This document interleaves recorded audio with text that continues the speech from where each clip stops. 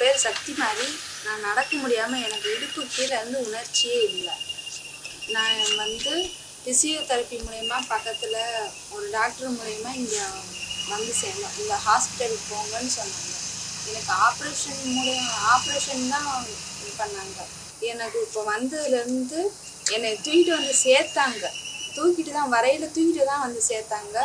2 நாள்லேயே என்னால் நடக்க முடியாது, தானாக நடக்க முடியாது. அவங்க பண்ண ட்ரீட்மெண்ட்டு, மாவு, பொடி, பவுட்ரு எல்லாம் சேர்ந்து தான் செஞ்சாங்க.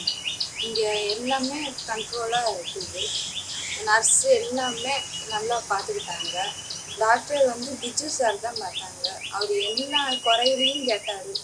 எனக்கு எல்லா பிரச்சனையும், யூரின்லாம் கண்ட்ரோல் பண்ண முடியாமல் இருந்தது. இப்போ எல்லாமே கிளியராக ஆயிடுச்சு. ரொம்ப உடம்பு ஃப்ரீயாக இருக்குது. இதில் எனக்கு இடுப்புக்கு கீழே சுத்தமாக மறுத்துருச்சு. உணர்ச்சியே இல்லை. அதாவது பாதம் தரையில் வச்சா கூட எனக்கு அந்த உணர்ச்சி தட்டுப்பட முடியாது, தெரியாது.